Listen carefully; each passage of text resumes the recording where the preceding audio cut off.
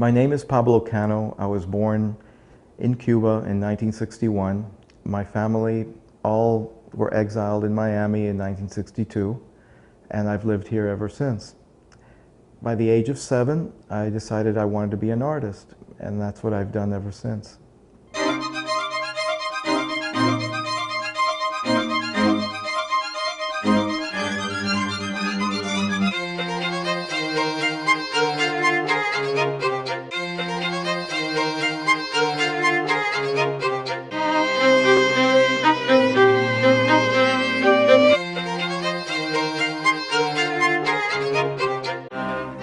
I was studying my master's degree in Queens College in New York, and I needed to create a master's thesis, and I didn't want to make it with paintings and sculptures. I wanted to create these three-dimensional tableaus, and it turned out that the best way I thought I could do it is through marionette theater. As far as creating my marionettes, I think that what I try to do is turn or transform junk and objects that you would never think of as art into beautiful objects and beautiful art.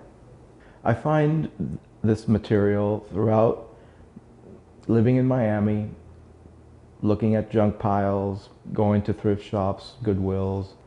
I look for very lightweight material. Hubcaps are great because they're all plastic nowadays. I use a lot of Baroque materials, lamps, things that are very kitsch, that people throw away, old furniture that looks like a Louis XIV style French provincial thing. I like curves and Baroque lines. Hi, welcome to the studio. This is where I work.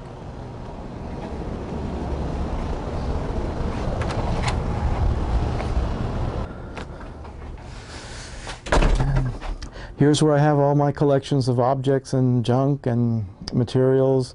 What you see over there are all fabrics, metal, wood.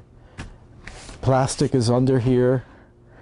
And all of these boxes and bins are filled with objects that remind me of noses, lips, eyes. Here are all my assorted collections of things. Old credit cards and things. I cut them up to make hands for my sculptures. So here's one example of a credit card hand. It's actually a very comfortable space to work in. Everything's at arm's length. I don't have to walk great distances to get to a material that I want to use. I just know where it is. In my mind I have it all compartmentalized, and I have labels on things, and so I'm pretty organized in this chaos of materials.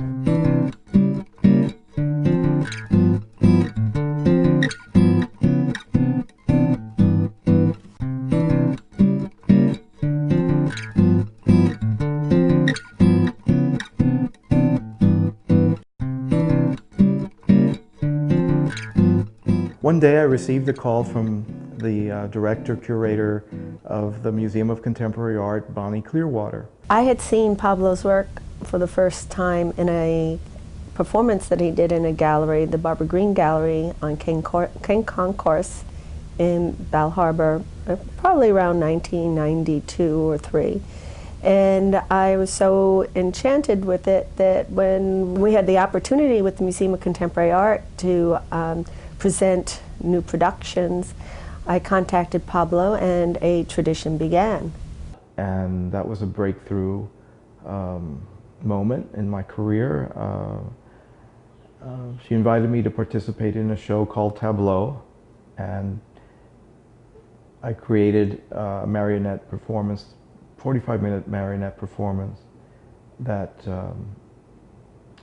pretty much has lasted now 11 years, producing new shows for MOCA. Well, this is the nerve center where I've got the computer set up, and I've got my work table and my collection of marionettes that I love to look at. And this is where I design my sets and build new ideas and new concepts for MOCA every year. This is my model for Viva Vaudeville. I created a scale-size stage for my new production at the Museum of Contemporary Art, and I'm getting everything ready right now during the summertime. I build all of my marionettes, and here are some examples of them. This is the strong man.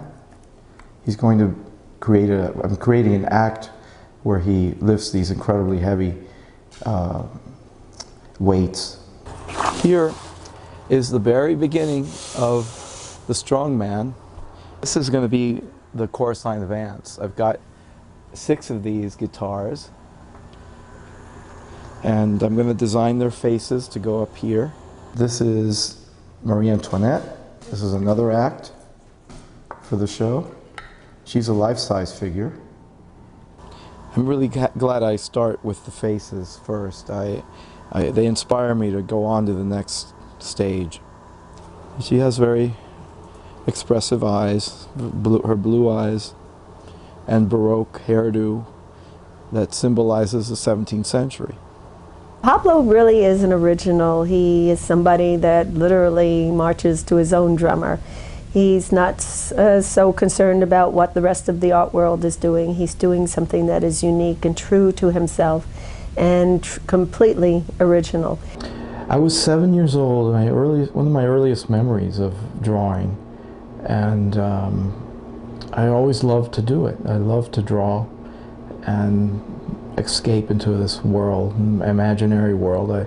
I loved medieval castles and knights and dragons and all those things, and I just drew them constantly.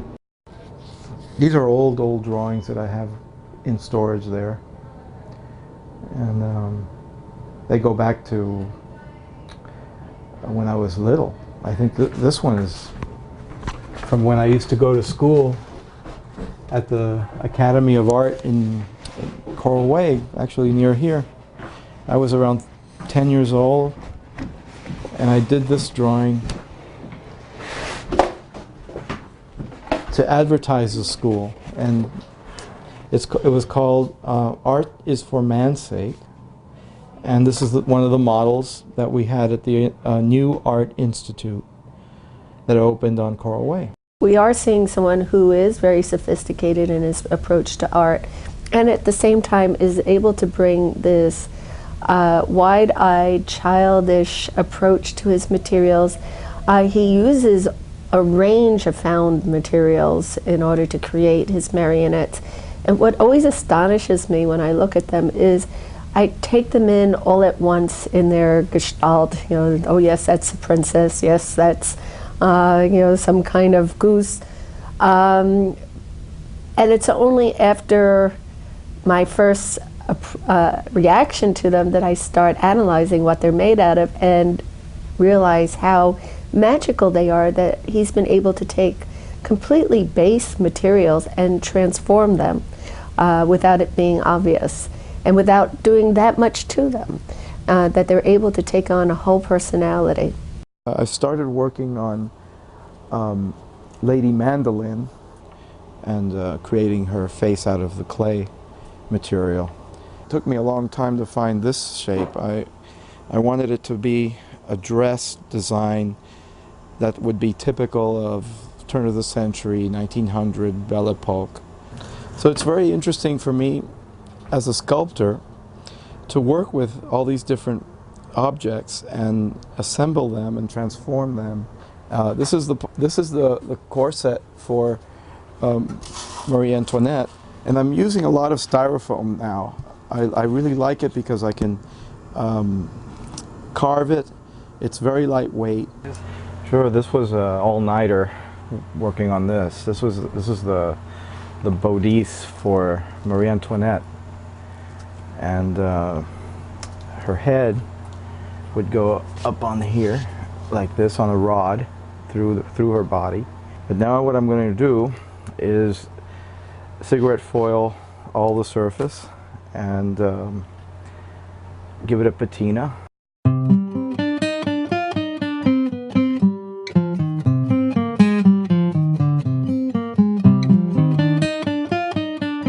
I took a trip to Egypt in that summer of '84. I went to Egypt for a month, and when I got back is when I started collecting all that cigarette foil and using it as a gilding process like the Egyptian sculptures, and that was a tremendous influence for me in seeing those wonderful shrines at the Egyptian Museum of Art in Cairo.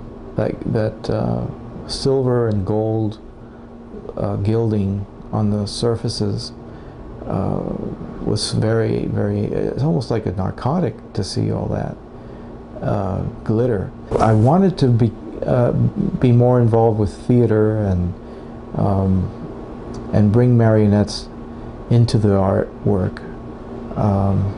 I thought it was just a beautiful way to enrich them, and covering the surfaces with that silver was just what it needed, and it was great because it was free. I could just find it on the street. Theatrically, it was very wonderful because it could reflect light very beautifully, and it also gave it a very precious quality, like an altarpiece and a medieval tableau. I never smoked, and but I love the paper. This is going to become part of my Marie Antoinette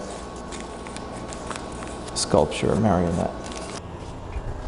These are the ones I've been processing so far. These are all Winston. These are all Winston, and they're very similar to Marlborough, but Marlborough is still my favorite. This is a Marlborough one, for instance. So it's different. It has a different shine. So this is how I do my foiling technique. I just use Elmer's glue, and I use an old phone book to lay the paper on so that I can add the glue and wipe it off, and then I slowly attach and glue the cigarette foil onto the surface. And what happens is, as it dries, it shrinks, so it really creates a wonderful effect onto the surface of the piece. And here you can see it.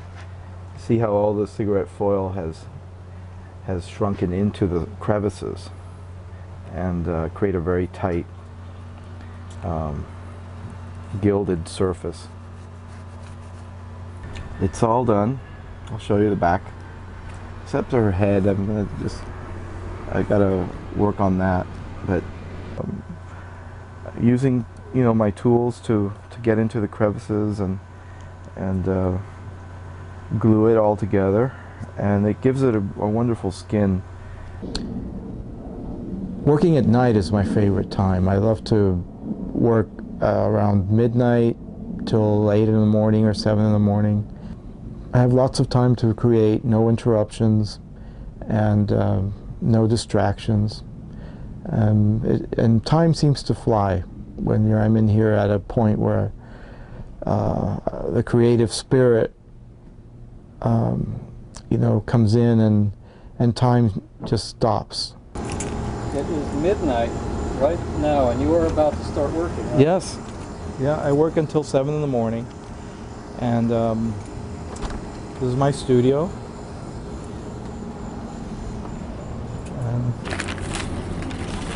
So while I'm doing all these things, I love to listen to my old films.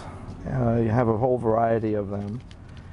Some of them not so old, and that helps pass the time.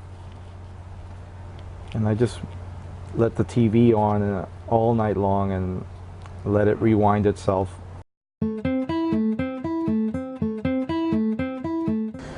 it's a very personal kind of fantasy performance where I actually appear as a marionette in the introduction. I appear in this little stage in the spotlight for my self-portrait.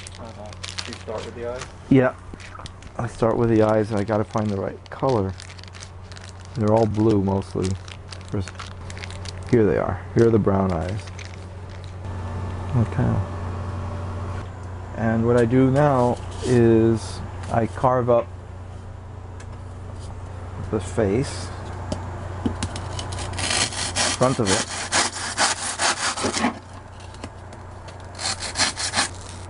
And what I'm doing now is just crushing the foam so that I can insert the eyes. Yeah, I got to make the sockets.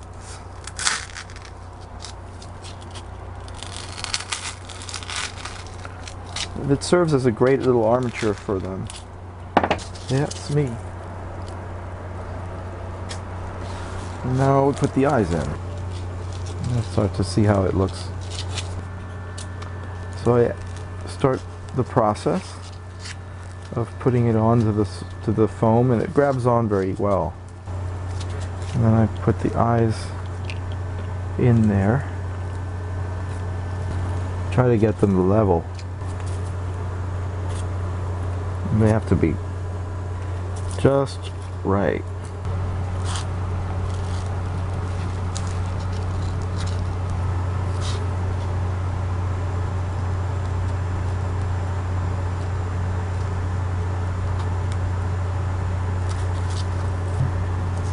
It's coming along well. I like the size. I got a big forehead. Do the ears. I like the idea that it's, I have to make it look like me. That's the challenge. What I'm going to do,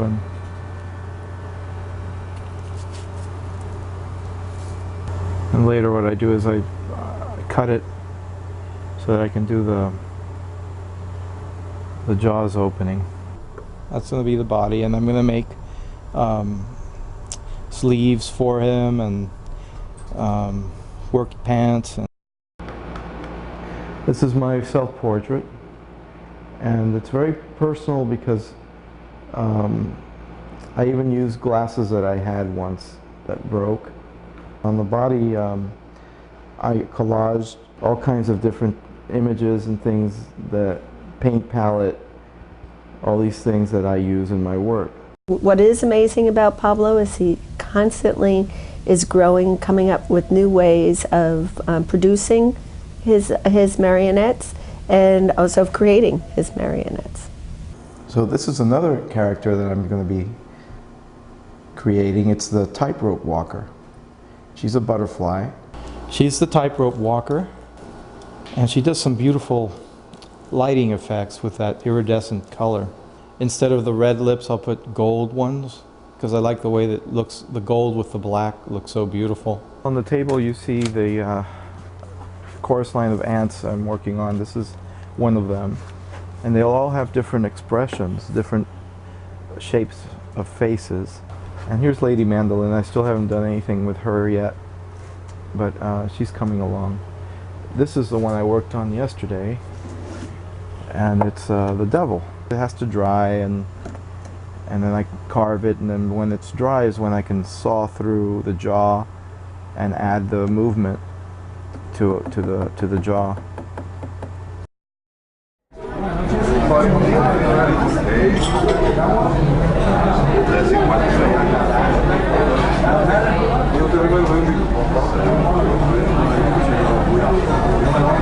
Well, we're here at Versailles Restaurant. When I was a little boy, my grandfather and my family used to come here, and I used to draw on these paper placemats, and he used to create a beautiful drawing of the Moro Castle in Cuba, and that just inspired me a lot in my own work and today. So this is a drawing that I'm doing now. I use the frame as a kind of compositional element, and I love to create castles And this is one of the examples of some of the castles that I like to do. But this is what I do to create my ideas for different marionette productions. MOCA has commissioned 11 of them, and I'm working very hard now on Viva Vaudeville. So this is becomes one of the workshop drawings for them. Pablo, it definitely comes out of the early 20th century art traditions of assemblage and collage and working from found objects and Dada. So it has a very strong art historical, very avant-garde connection. And the same thing with a lot of his productions, that they also touch on a lot of the early 20th century and mid 20th century forms of theatrical, experimental theatrical production. Well, fortunately, my parents and family encouraged my being an artist. My sister early on supported the idea that I should become an artist, and she suggested I ought to be an artist. And that helped me a lot. It gave me a focus and something that has lasted all my life.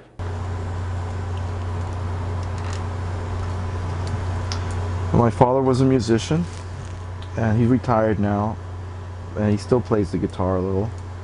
And my mother always painted while growing up, so there was always music and art in the house. I loved that. Living at home was always exciting to see, you know, a new painting come to life or come to reality. Well, this is the neighborhood I grew up in. We're on our way to my parents' house, and they only live a block away from me. So this is where I grew up. I moved here at this house when I was 4 years old. This is Margarita, my mom. Hi. And that's Pablo Sr., my dad. And he's a musician and guitarist and arranger. And Mom is a painter and a librarian. I've always remembered this house with a lot of paintings. In the cabinet here are a lot of my early sculptures, attempts at sculpture and modeling. This is a very early one. It's one of my favorite pieces from that time, the early 70s. And You'd have been a young teenager. I was 12 or 13 years old.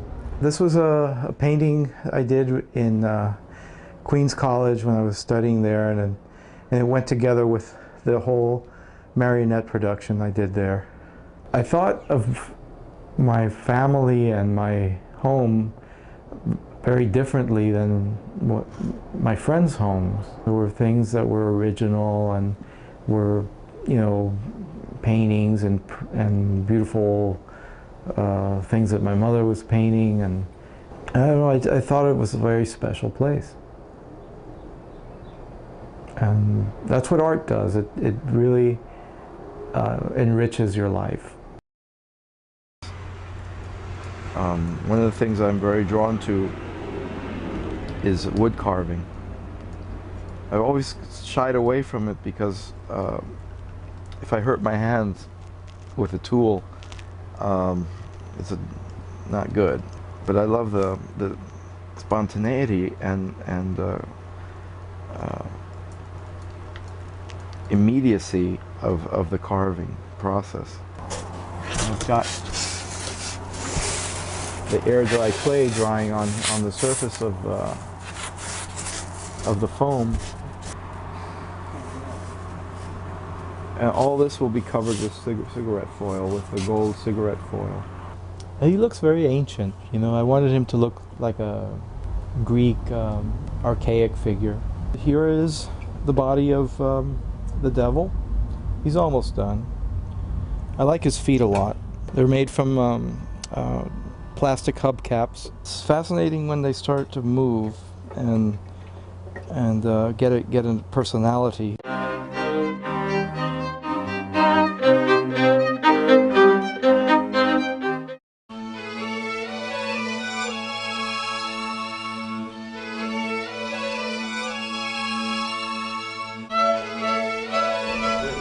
Well, welcome, Shelley. This is the new Coral Springs Museum of Art, and it's about 10 years old, but they've invited me to do this show.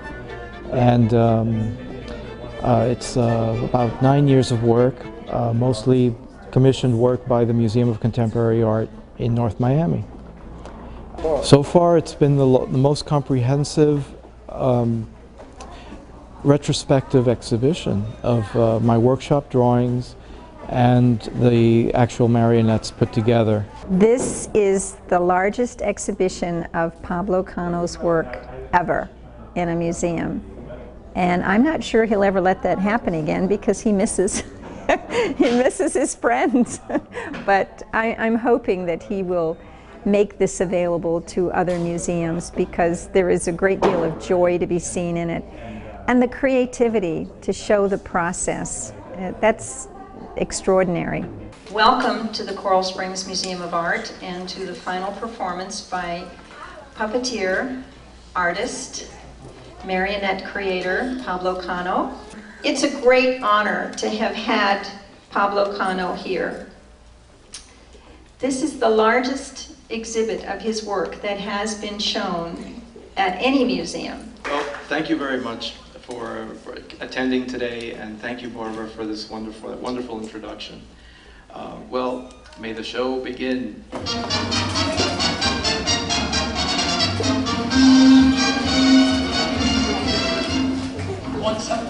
It is such a pleasure. It's such a pleasure to have him, his work. People would come in here and they would just grin. And everybody commented on how much fun it was. Old people, young people, everybody. So that was a good thing. I think the fact that when you look at his art, you smile. And it's just, it is really the epitome of creativity.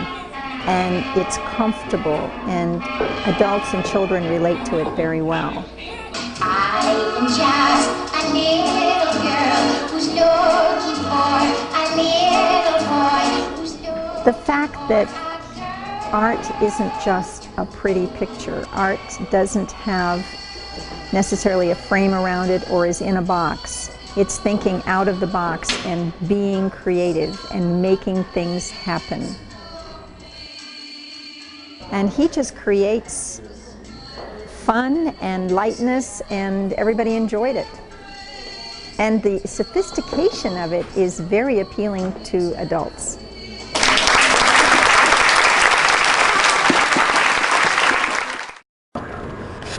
How do you do? Contracting us just taking complex service. Oh, it'll be a relief to see lights in those dismal old windows. It will indeed. You'll excuse me, I wanted on the telephone. Good, I've got almost all his head done. This piece was a wonderful find. It was part of a piece of furniture. It had this great turn-up Baroque thing.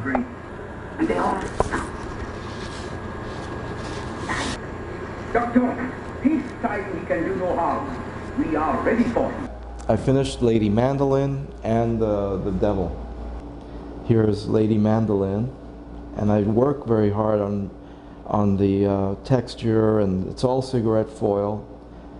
This is my favorite kind too. I was able to get enough of it from the Marlboro packs. These are all just concept right now. This one's done. So we just need Chinese magician, Chinese princess, boring Boris, and strongman.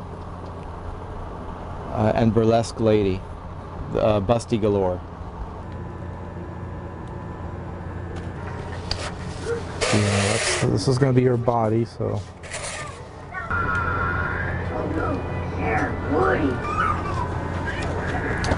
You can do her feet. You got a friend in me. Hey, Sergeant, have you seen Slinky? Move it, buddy. You can't be serious. Well, I didn't know we were supposed to have one already. We have to all take it.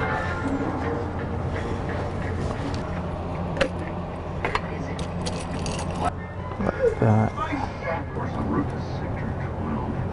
Got more gadgets than his Put those there.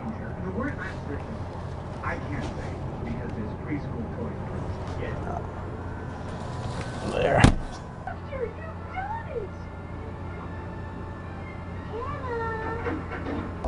The chorus line advance is completed, and they're over there in front of the fireplace.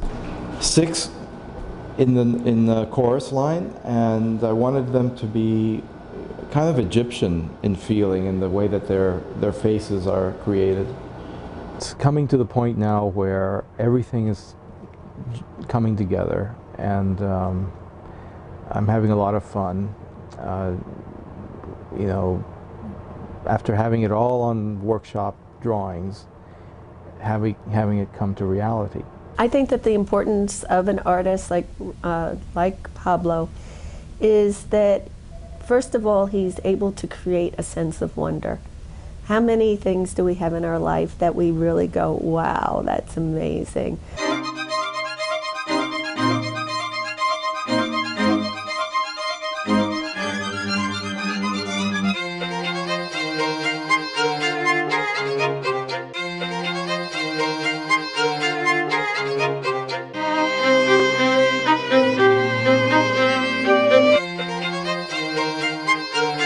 Creating marionettes begins with a lot of workshop drawings for me.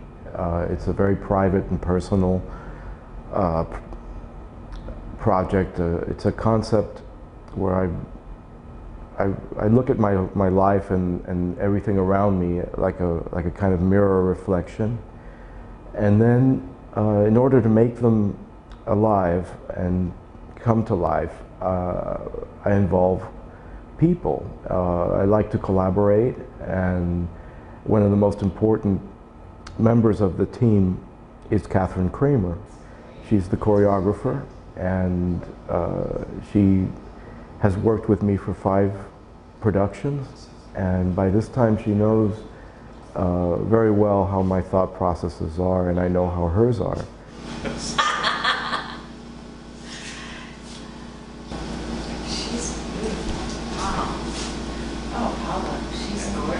I start to build the marionettes thinking about how she would move them, about how she would interact with them, how comfortable they're going to be when she moves them. And that's a big consideration.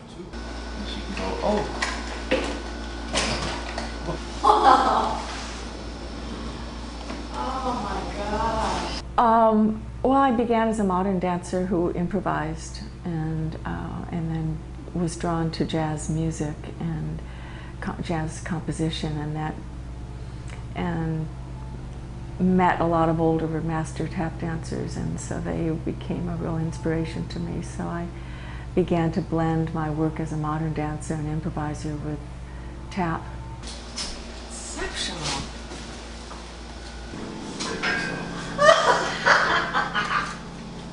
I was excited because I think that this year's puppets are really exquisite.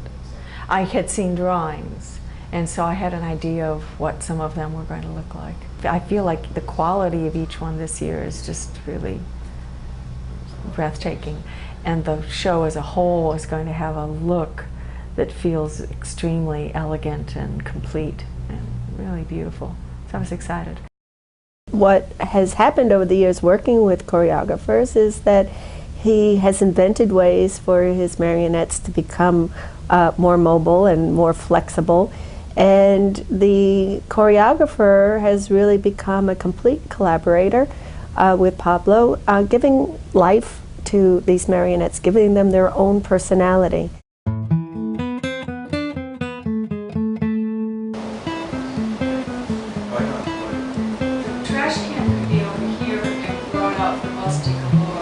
I was excited about the show because of the theme of vaudeville, and it's related to kind of work that I do in tap and stuff. So I'm very familiar with that form, and a lot of my mentors worked in vaudeville, so I was real excited about the thematic focus that we were taking this year.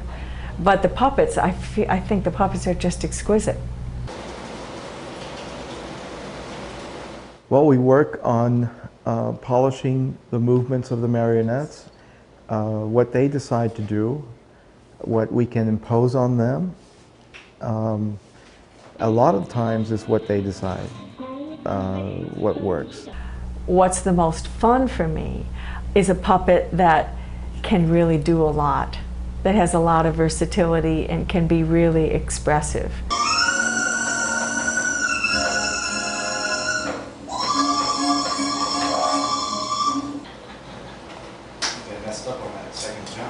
I feel like the shaking has to be an accentuated moment rather than all throughout it.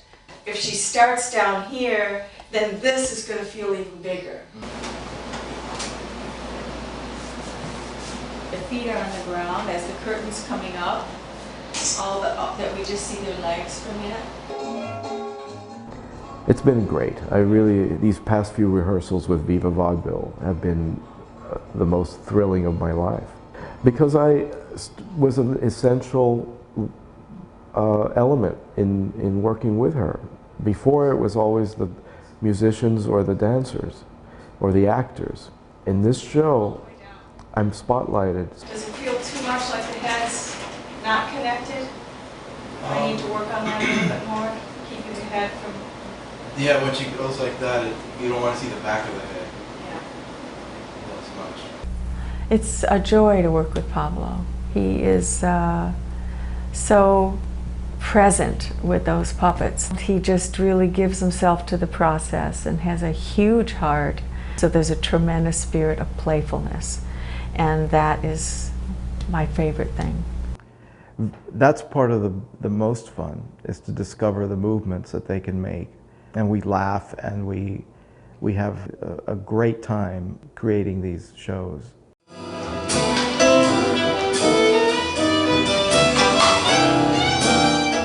First, we do experiment with the movements and then bring the musicians and experiment with the musical landscape that they'll have. And that's another layer that enriches them. Whereas originally it was only recorded vintage recordings that would accompany the marionettes, we now have live bands or live musicians or opera singers, and this too has added animation to Pablo's productions. Well, of course, right. It's a good sound. And then the beautiful thing about that is that we can repeat that progression twice. You should feel, to me, it's not just a matter of covering a transition there. To me, you all are setting up the show by introducing yourselves as you come in. We're invited in by seeing who the band is, and you're playing an overture, which is a part of the show. It's not just a cover, but you're introducing yourselves in the show. The music helps tremendously. We're working with incredible musicians. Max Farber is the director, conductor. John Speck doing the sousaphone and trombone. Miriam Stern playing the violin. Buffalo Brown playing the guitar. Kenneth Metzger doing the percussion. And they're all collaborating to create these original pieces that go with the show as well as the recorded things.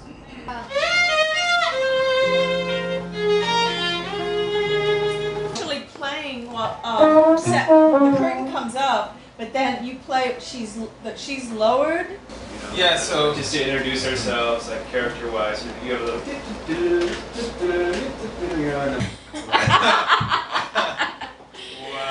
Working with live music, that's more luxurious, because then you can, the musicians can also look at the puppets and they can begin to figure out how their instruments relate to the personality of the puppets.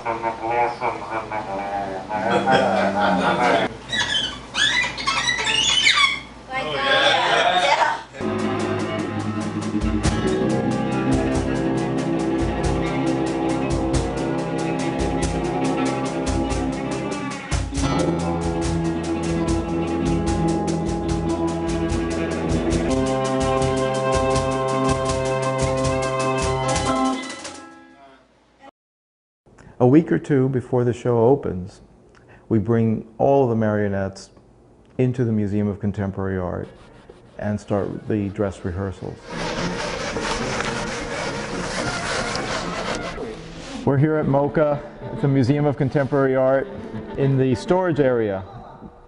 We're doing all the finishing touches for the stage and the rest of the marionettes and puppets. This will be the finished look of the stage. This is the puppeteer scaffolding for the marionettes. I like to be present and supervise the construction of the set and make sure that everything that we need, all the space that we need is created and properly designed. It's so important to be there and give your opinions. Do you have a sense of anticipation for these creations being on stage? Oh God, I can't wait. I see them in my mind, in my dreams, moving, and it's so much fun to plan these shows in your head for so long, for a whole year, and then all of a sudden the curtain comes up and they're happening.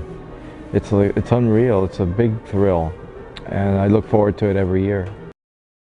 Well, my friend David Goboff is here. He's the president of the Miami Puppet Guild, and he's giving me some advice, and very honored that he's here. It's so wonderful to be able to know someone who could say, you know, I want to do this and I'm going to involve all these different people in it, and they're going to show up, because a lot of the puppetry that I do or the other guild members do is solo. You know, and if you want music, well then you either have to make it with this hand over here or hit a button with recorded music. But Pablo could say, it'd be really nice to have these guys come in to play, and then there they are, you know, so they're part of the piece, and have dancers come in to do the choreography to work with them. It's the chicken and the egg, you know, you have the idea and you want it to come out, but then if the egg doesn't hatch well, you're not going to be asked to create another egg. So for 10 years now, Pablo's been hatching these eggs that actually get people to come in and see the show and bring people into the museum, and they say, oh, his eggs are worth something. The idea that we can transcend the everyday into this magical world that he's created, I think, is something very special. Well, today we're focusing all the lighting, getting all the lighting. Y'all didn't leave me much room, did you? These little things that are not seen when the lights come. Right, and that's the other thing, when we drop the curtain down. Yeah, we never even seen it. Eric Fliss, the lighting designer that I've worked with now for 2 productions, has been very, very important to set up all the lighting as perfectly as we can. Okay, so speech is over, right? Right.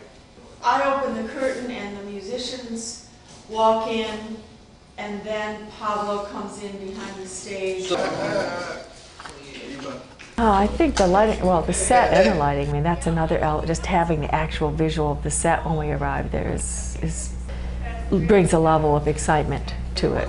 But the lights, I feel, are another, you know, they have become a really critical element of it too, because they really help bring it to life. They lend an element of magic that I think is really charms the whole thing.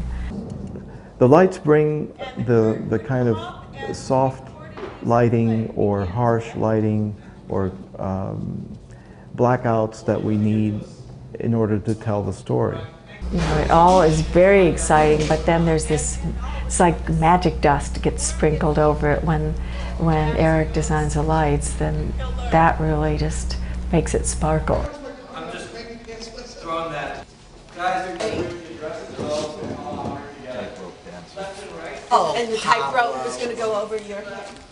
One of my favorite things is to watch the audience when the marionettes are being performed, and to see some of our most sophisticated collectors sit there with their eyes wide open and their jaws falling on the floor in complete wonderment.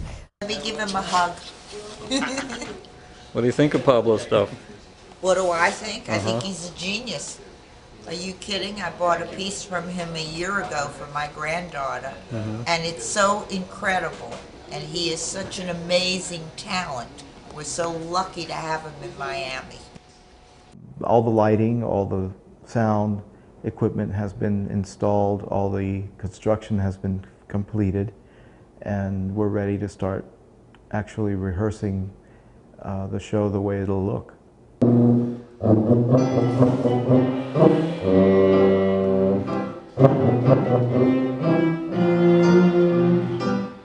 Yeah, I'd say that one of the trickiest parts of the process, where you start to wonder, you know, are we going to have this together, is when we move into the museum.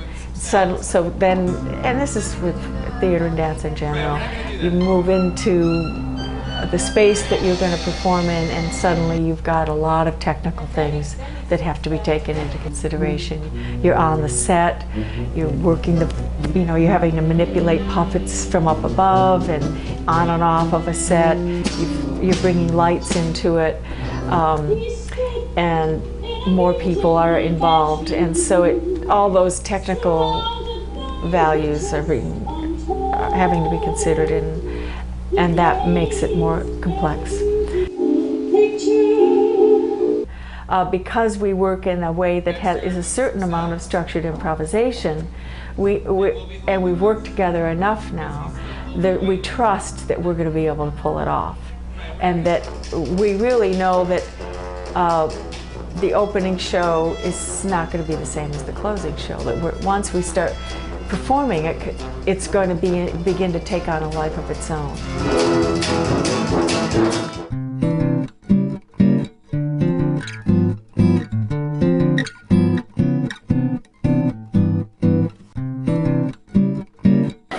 Good afternoon. Welcome to the Museum of Contemporary Art. I'm Bonnie Clearwater. I'm the director of the museum, and I wanted to wish you all a very happy new year. This is a bittersweet moment because it's the very last production of Pablo Cano's Viva Vaudeville. Good laugh. For the last 10 years, MOCA has commissioned Pablo to make a new marionette production for the Museum of Contemporary Art, and I hear from a lot of people that although all the past ones were great, this is his best.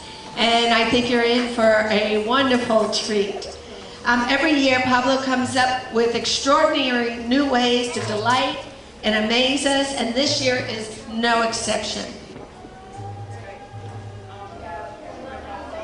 At that moment when the show begins, it's the most exhilarating part, and it's the most exciting.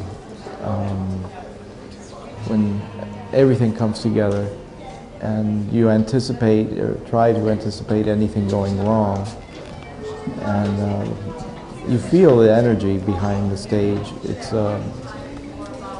very exciting.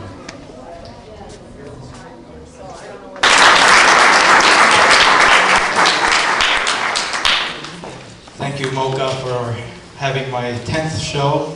I'm already starting on the 11th. I hope you'll all be able to attend next year. And without further ado, may the show begin.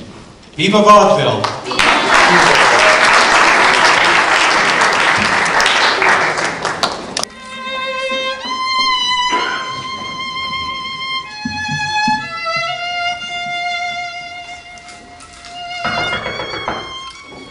Come in. Hi, Mocatella. You want me to do a new show for MOCA? I'll get right on it. Thanks for coming. Bye. New show for MOCA. What am I gonna do? I got it. I got an idea.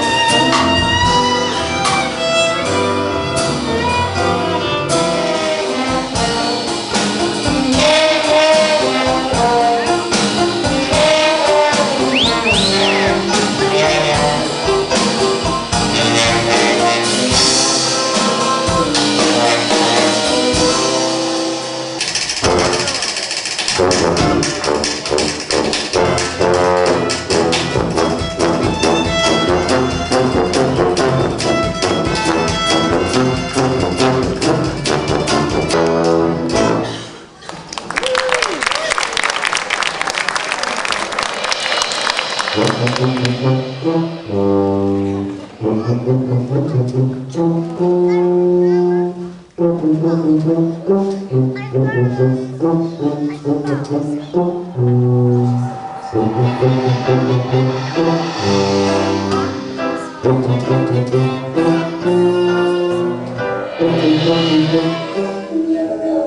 out without your hat pin.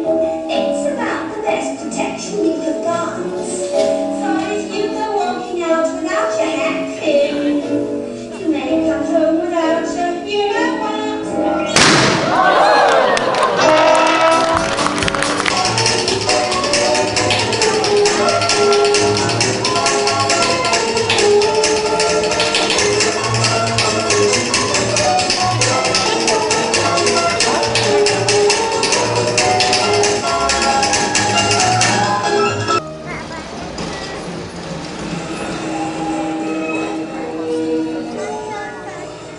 He stood in a beautiful mansion, surrounded by riches untold. He gazed at a beautiful picture that hung in a frame of gold.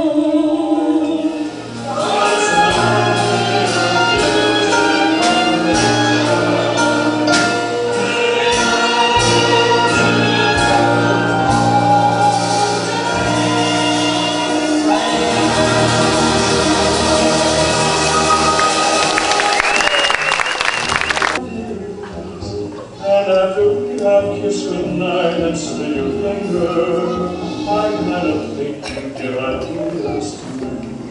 Your eyes are always saying the things you are never saying. I only hope they're saying that you can love me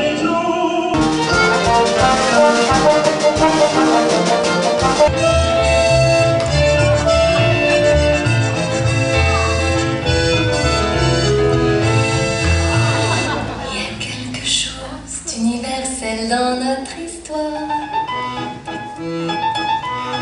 Une petite étincelle pour bien plus qu'un soir. Est-ce que tu veux me donner ta main pour tout le temps qu'on sera bien? Est-ce que tu veux partager mon chemin? Moi je dis oui pour le tien.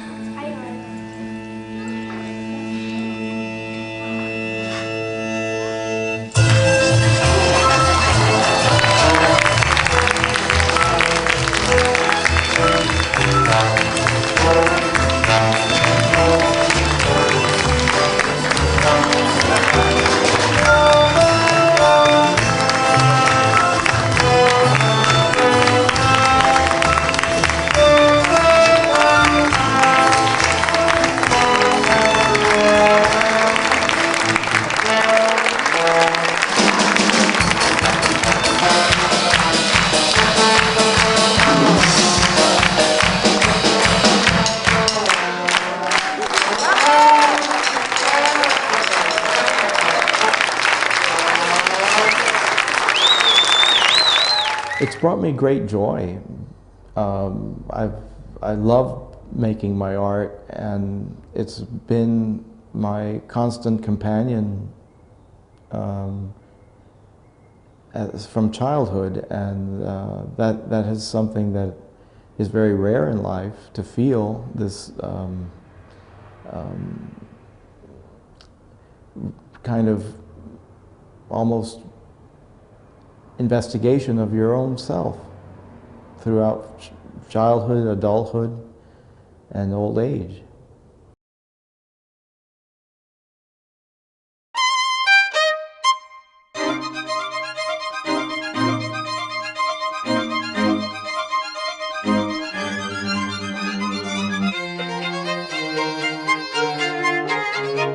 It is interesting.